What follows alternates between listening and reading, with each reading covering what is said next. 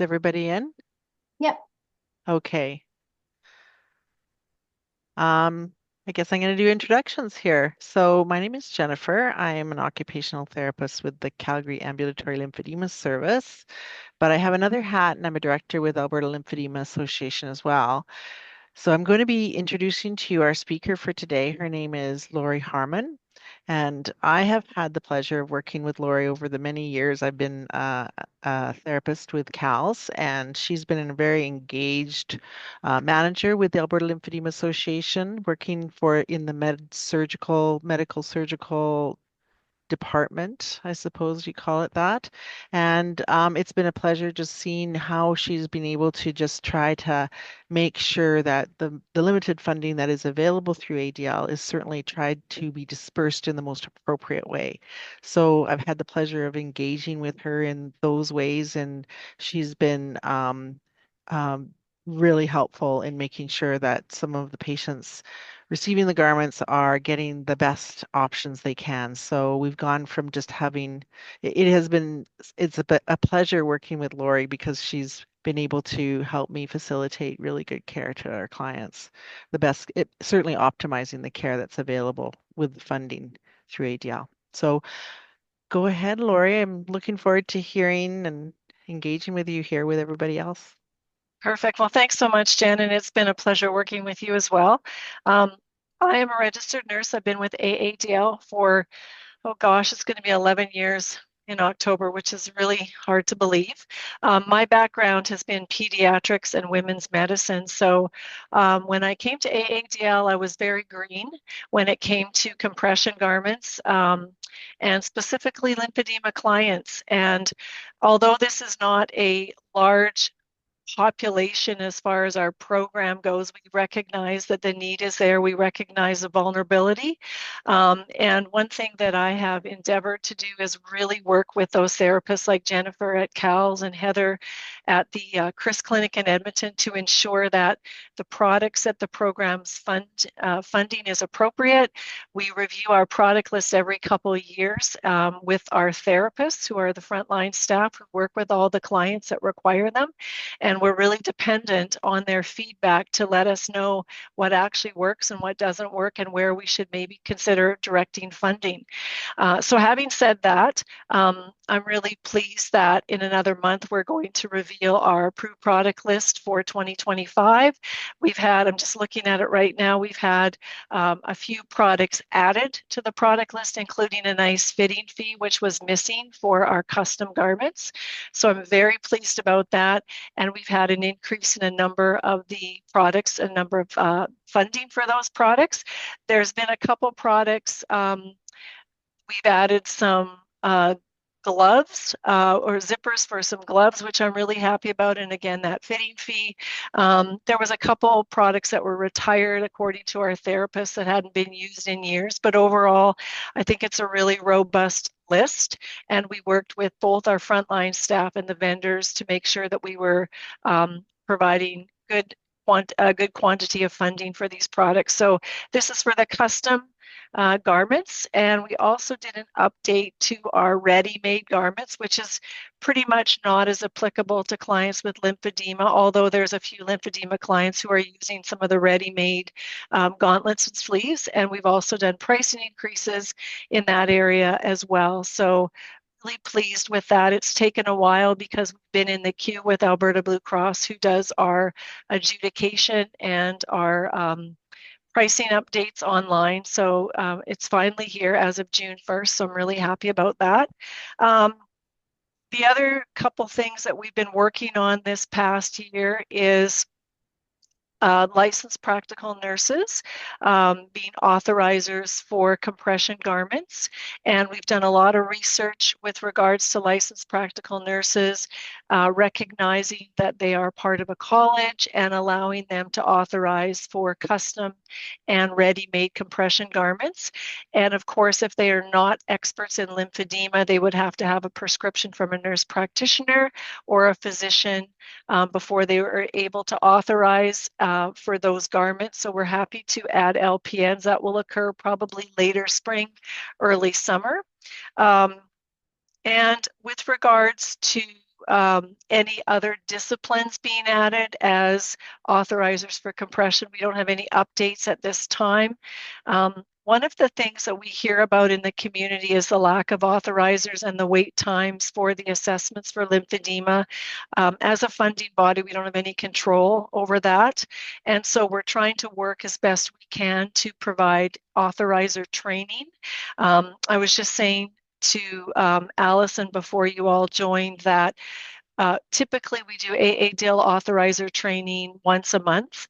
Um, the past few months, at times we've been doing 2 sessions just to make sure that we're accommodating staffing as much as possible and getting as many people trained as possible to be AADL authorizers, and then they can apply for their secondary product range for the ready-made and the custom garments. So we're really trying to accommodate as much as possible to ensure that we can get as many authorizers out there. But again, for clients with lymphedema, because this is a very vulnerable population, it's really important that those people that are authorizing for those products are highly skilled. And so that's where we're really dependent on the clinics like the Chris Clinic and the CALS Clinic. And of course, there's staffing challenges there as well. We do note that there's a number of clients provincially that have third-party insurance, and so they won't come to AADL funding. They'll go privately, either to a private clinic, and they'll pay for that assessment as well as their garments, and then get some kind of reimbursement through their third-party plan. So we do recognize that as well. I don't think I have any other updates, Allison. I don't know if you want to maybe toss out a couple questions. Sure, yeah. So you just touched on it a bit at the end there, so maybe we'll segue into just how the process works in short, because I know it's really important that people do it in the right order, right? Get assessed and not just go and buy garments or that kind of thing. So maybe you can explain that a little bit. Sure. So once a client's been diagnosed with lymphedema, typically what happens is that physician or nurse practitioner is going to recommend that they have compression garments. And so depending on, and this is where there's a little bit of almost a gray area. There are some physicians and practitioners that will actually recommend that the client goes to a specialized clinic like the Chris Clinic or CALS. And there's other practitioners that will actually just authorize for different types of compression garments. But the issue is physicians and nurse practitioners aren't genuinely AADL authorizers. So those clients have to find an AADL authorizer. And typically what happens is in urban areas, they're going to call community care access, and they'll be connected to either in Edmonton, the Community Aids for Independent Living program, take their prescription, and they will have an assessment at that program. If that program staff feel that the lymphedema is more severe or they're not skilled in a manner to authorize for products, they're probably going to recommend the Chris Clinic. In Calgary now, with CALE no longer being a program that's doing the assessments, those clients are routed to CALS. Now, I'm not really clear yet about home care in Calgary doing any type of assessment for lymphedema. I've heard some buzzing around that, but I'm not sure if that's accurate, if home care nurses, OTs or PTs are actually doing assessments for home care clients. I can't answer that because I don't know. We haven't been apprised of that, but we've heard a little bit of buzz that there is a possibility that some of them may be doing assessments. If you're in a rural community or even a community like Lethbridge or Medicine Hat or Grand Prairie, there is still an opportunity that an OT or a PT who's a certified lymphedema therapist might be doing the assessments for the clients in those areas. It's not consistent provincially because much of it has to do with staffing and availability. So there's not really a one-stop shop to have these clients assessed. It really varies depending on where you live and the availability of either a certified lymphedema therapist or just a clinic that can actually do an assessment for these clients. So it can vary. Okay. And so outside of Cal's and Chris, I guess, if they were in the rural areas, as you just mentioned, and they have to go find an OT or a PT who is an authorized fitter, you mentioned that fitting fee now is applicable for some coverage. Yeah, so what we've done is in the past for the ready-made garments, which are pretty much the circular knit, so not used a lot by clients with lymphedema, there's always been a fitting fee. For the flat knit, which is generally the custom garments, not always, but generally there was never a fitting fee for those fitters. And we've recognized the skill level of those fitters at the vendors. And so we have actually added that fitting fee, and we've had conversations with those vendors this past year about what that would look like and what the cost would be. So we added that fitting fee to ensure that they're getting paid for that probably hour, sometimes over hour of doing a proper assessment and fitting for those clients. Amazing. Yeah, that's great. Great addition. Can I just ask, I think it's about $25, is that correct? For No, each. it's actually not. It's actually, I'm just looking right now. It's actually the fitting fee is going to be $40 for custom, Okay. Okay. because there is that recognition that these clients, they require more attention and they require more specific fitting. And I think the other thing that we're really trying to emphasize with vendors, which if we have a really skilled fitter, they don't necessarily need to know this, but those clients really have to be reduced anyway before they go to a fitting. And so when we provide a fee and we provide that, I guess, modality to those fitters, we're ensuring that those fitters are really being extra special cautious with the client and ascertaining if the client maybe should be going back to a clinic or be further reduced if there's been a delay between coming to the vendor and their time at the clinic. So it's kind of ensuring, maybe I'm hoping, better patient care and outcomes because we have a skilled fitter really closely looking at a client and measuring and taking note, comparing a previous fitting with the one they're doing now to ensure that items are appropriately ordered for those clients. So hoping that this is something that will benefit clients in the future. Good question, Jennifer. If anyone has questions, by the way, don't let me steal your thunder. Feel free to unmute or put them in the chat and then we'll get to them. So Yep. I just have one more thing to comment on. So if they do go to someone outside, if a client goes to a clinician outside of Alberta Health Services in the private sector, they will still be paying for the fee of the assessment. So the fitting fee, I'm not sure. The fitting fee has nothing to do with the assessment that's required by the clinician to do and make a prescription for the fitter. Um, Lori, will there be a restriction? Is there conflict of interest? You cannot be selling the products that you're recommending. So a private clinician cannot be also selling the products. Is that correct? That's correct. Yep. Okay. Yep. So the patients would have to pay privately for the assessment. Yes. Yep. If they go private, they pay for the Yeah. assessment because for AADL, we don't pay our assessors. So our expectation would be that if you're going private, if you choose to go private, you're going to pay for your own assessment if there's a charge for it. So there could be some patients in primary care that are in the primary care settings that could have LPNs that are authorizers as well. So their salary would be paid, and not sure how all that works, but usually the clinicians in primary care are paid for by the primary care um, group. Yeah, the fitting fee is for the vendors.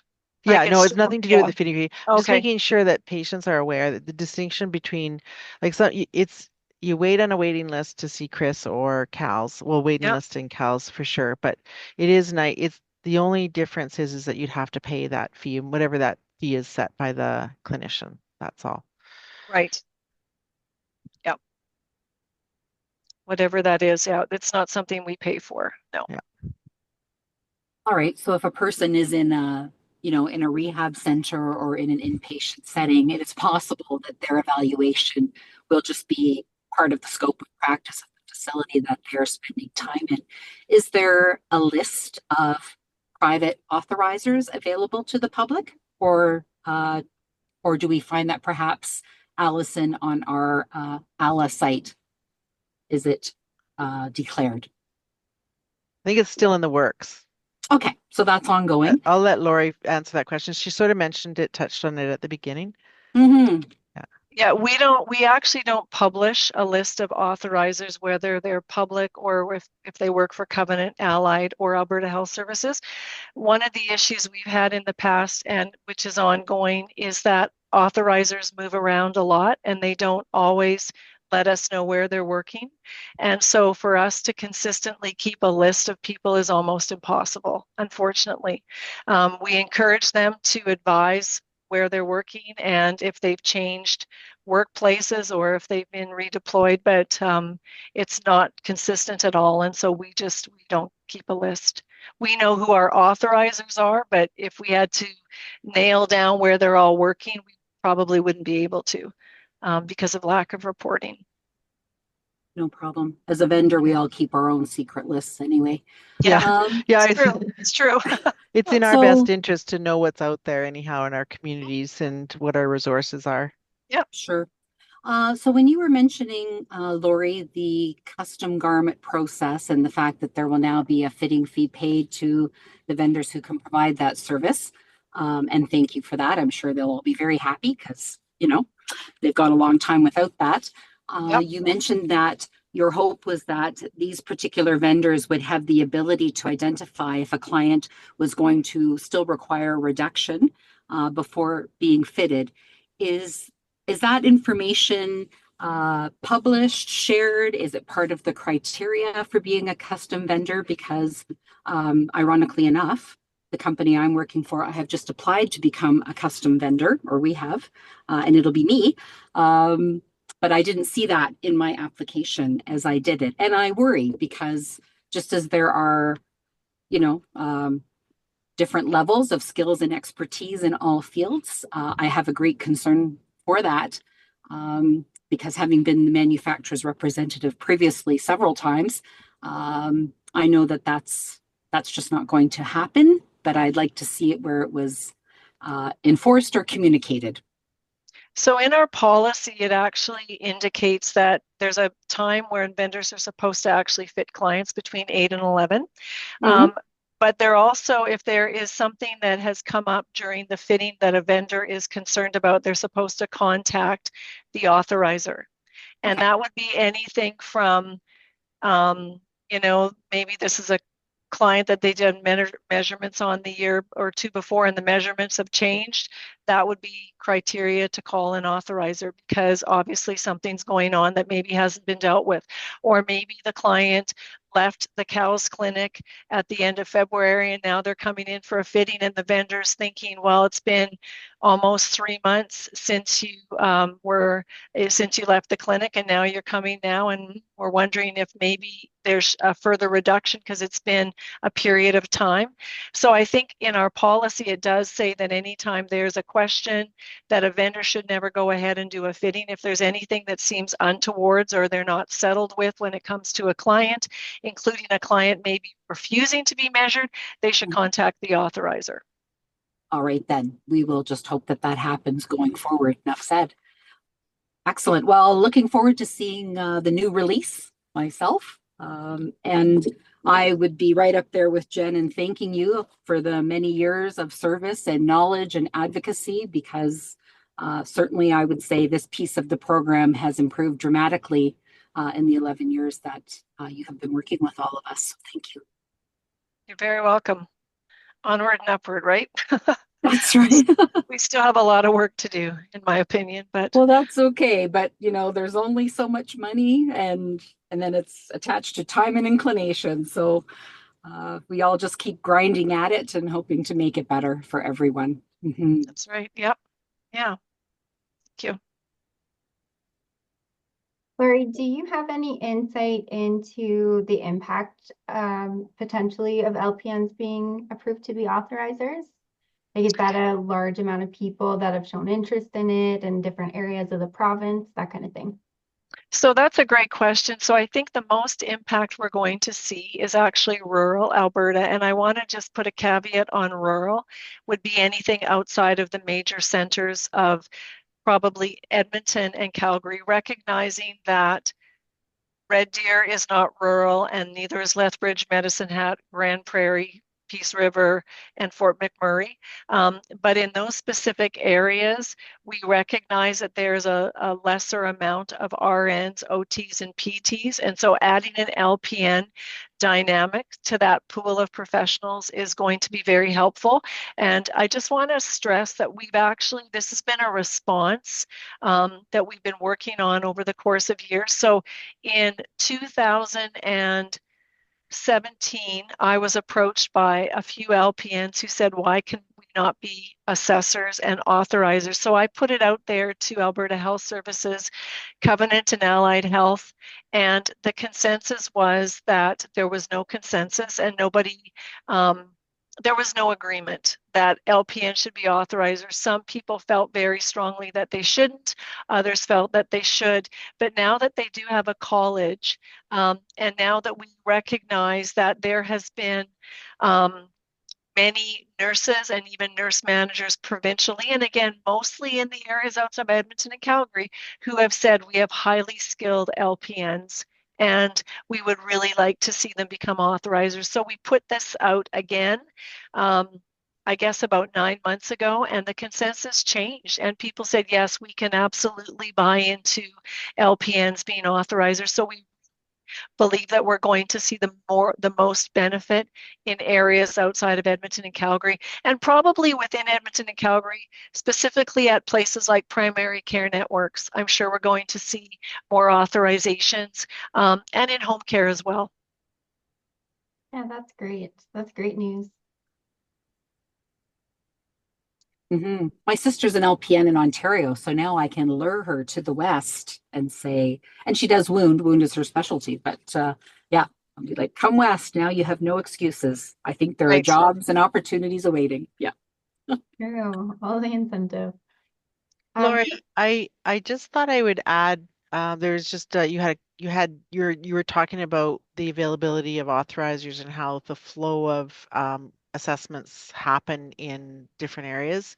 I can speak. I just want to sort of just set the record straight about Calgary, and Brian, you can add your information here as well because he's the manager for this program.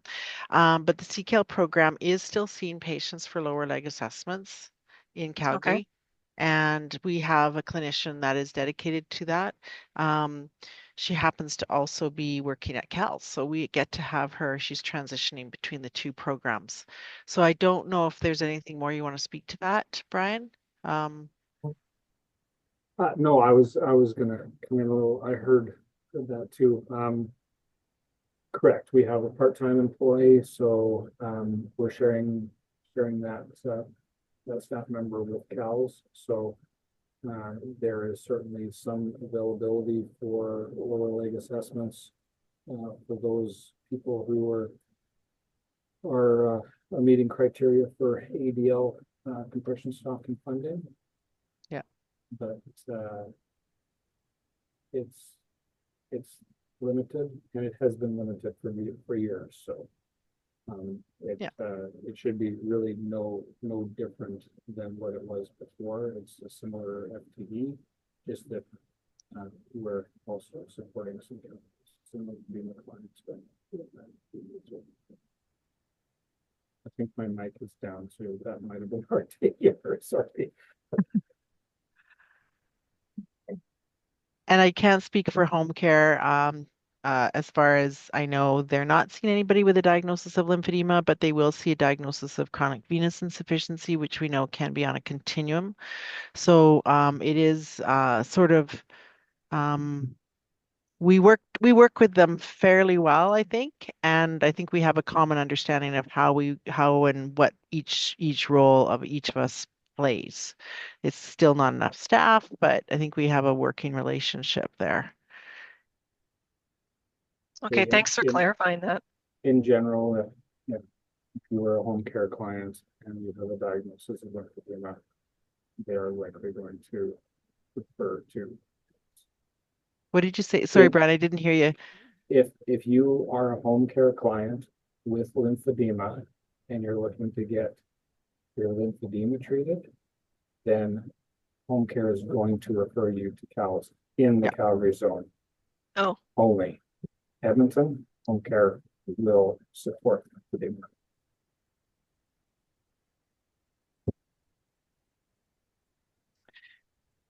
Which is one of the reasons why we decided to just kind of be like Edmonton and not see anybody outside of Calgary zone for that sort of for lymphedema management. We're grandfathering anybody in who's been referred, but no new referrals are being received for out of zone. So having LPNs in those rural areas will be really nice, probably in the future for those. I don't know how they're going to sort of sort it all that stuff out, but we're hoping that the directors there will be able to redistribute, well, figure out how they're going to meet the needs of those clients. maybe they can offer CLT courses, right? Well, and I think Alberta Lymphedema Association has invested in some rural therapists and our LPNs, and it might just add more reasons why they would apply for the scholarship through Alberta Lymphedema Association. So certainly ALA is, I feel like we're trying our best to support the communities outside of the big cities. Awesome. Always a focus and an ongoing challenge, but progress is made slowly. So But we did do some training for these people, and in the rural areas, a couple of people received scholarships, but they weren't going to be utilized.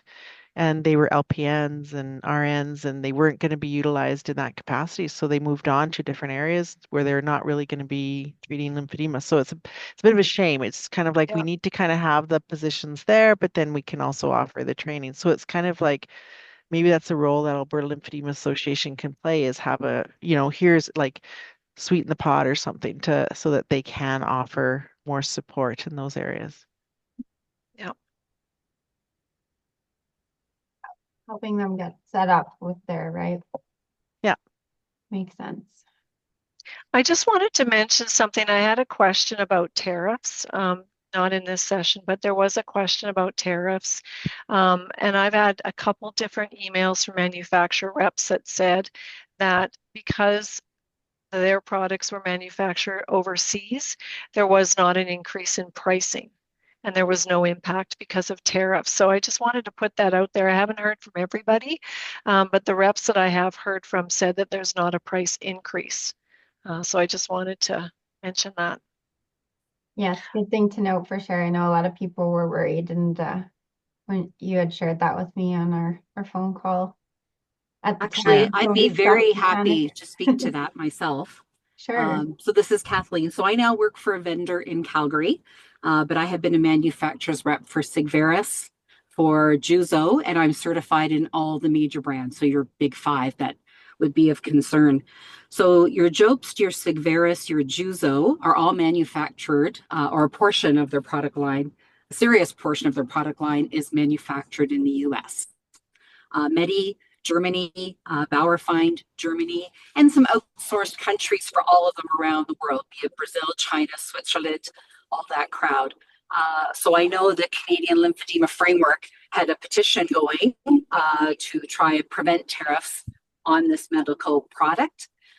There are no tariffs at this time, but it's not to say that it won't happen, but it will be on those three brands. So it'll be on your Sigvaris, your Juzo, and your Jobst, and the product, which is typically for Jobst and for Sigvaris, they're ready to wear. Sigvaris doesn't do custom, I don't believe, in Canada anymore.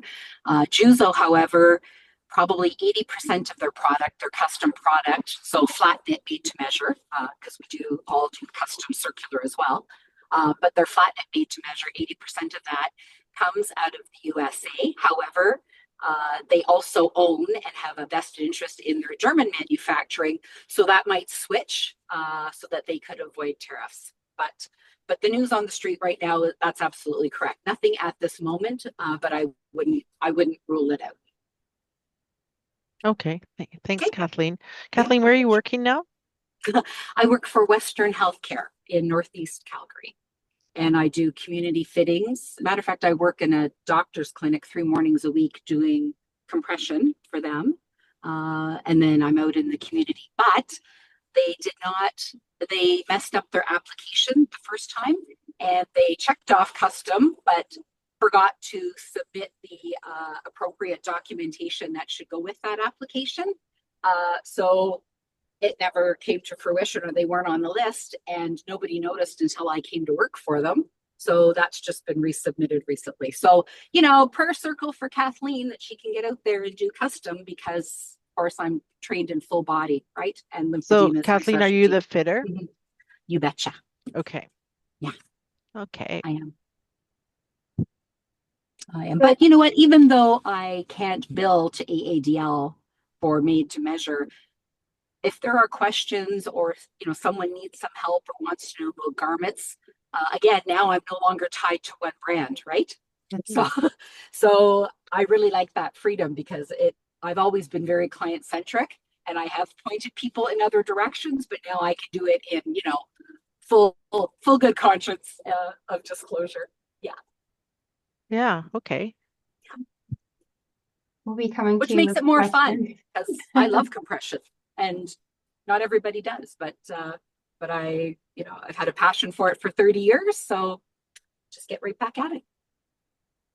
And Kathleen's always been a big help to the Alberta Lymphedema Association as well, when we need an expert's opinion on fitting and garments and things like that. So Thank you, Alison. Yeah. It's very kind of you. Or being at the casino all day with Jen. Try being locked in a room with Jen for 8 hours. Chip runners together. Chip runners, that's right. Anyway, we digress. But yeah. That's what I know about the tariffs, and that's current information. Amazing. Super helpful. Thank you. And for Lori as well, I guess, to have that overarching look at it. I did receive a couple questions via email, if you don't mind, Lori. The first one, I don't know if you will be able to answer fully, but is there any changes coming to the program due to the Alberta government cutting spending for people with disabilities? Yeah, that's not our program. We have no cuts planned for any of our products. I mean, what we typically do is we review our product list, and if there's antiquated items or items that have been used in 4 years, we'll, grandfather them or remove them, but we're always adding products. So any cuts to another program has no impact on ours. Yeah, it seems like you're getting more coverage, not less. So that's good direction to be going in. And then maybe the other one was about eligibility. Maybe you can touch on a little bit eligibility, because I know that unlike some other programs, there's not an income requirement, I don't think, but I'll let you answer that. Yeah, as long as you live in Alberta, if you're a resident of Alberta, at least 6 months of the year, and you have an active personal health care number, and you're authorized by an AADL authorizer who's an OT, PT, or RN, you are eligible for the program. And then you will be assessed for whatever product you're looking at getting funding for, as long as you meet clinical criteria. And all that means is if a client has lymphedema, they require an assessment, and that OTPT or RN, who's their authorizer, would assess them and determine what products would best meet their needs. Of course, mentioned earlier that if their limb has to be reduced prior to an authorization, then that work is done first. And once that limb is reduced, then that OTPT or RN can authorize them for garments appropriately. Custom garments, we provide funding for 2 sets a year, and ready-made is 3 per year. But we leave a lot of leeway to our AADL authorizers, particularly our Heathers and our Jens at those clinics. And at times when a client requires more products, they will request more products than what we typically fund. And we leave it up to those people that are doing the work up front to determine what's best for the client. And that is so helpful, having the option of having more quantity, just because the difference between our legs, the lymphedema legs, some of them come in really well managed, but the difference between the lymphedema legs with the fibrosity, stage 3 lymphedema, you just can't be managed with 2 sets of garments per year. Yeah, so thank you. That's one of those amazing changes you've made. To the list. Okay, last one from me, I think. Can you explain a little bit about how someone becomes an authorizer? Sure. So an OT or PTRN who is a member of their college in good standing sends in an authorization application to our program, and it's reviewed by our educator, Charlotte. She just makes sure everything is in order, and then she contacts that person and lets them know when the next session is for either OTs and PTs are done separately than the registered nurses, typically every month, sometimes for nurses every 3 weeks, depending on our volume. And there is a 6-hour course followed by an exam. And when those people pass the exam, they then can apply for the product range of custom and ready-made garments. Not everybody who goes through authorizer training will apply for the customer ready-made because we recognize this is a specialty area. There's a high skill level involved, and so we don't want to pressure RNs or OTs or PTs to authorize for products that they're not familiar with, or for diagnoses such as lymphedema or venous insufficiency when they actually could be doing more harm than good. So they do have to apply for the product range, and when they apply, they have to indicate their clinical time, mentorship, any experience they've had, as well as courses they've taken, and it has to be signed off by a manager or a supervisor. Okay, and is there a cost associated with that course? No, there's not. It's free. Perfect. Thank you. And I know you've been talking all day because you were teaching that course, right? Or Yeah. Perfect. Okay, any other questions from anyone here? Thanks for your time, Lori. Yeah, I appreciate being able to talk to you. It's been wonderful. So, yeah. Lots of great information. Thank So you. yeah, my pleasure. Looking forward to see what else we can do, and yeah, onward and upward. Okay. Good. Thank you so much for your time, and we wish everyone an excellent rest of the day. Very welcome. Take care, Thank you, guys. Allison. Bye. Thank you. Bye-bye.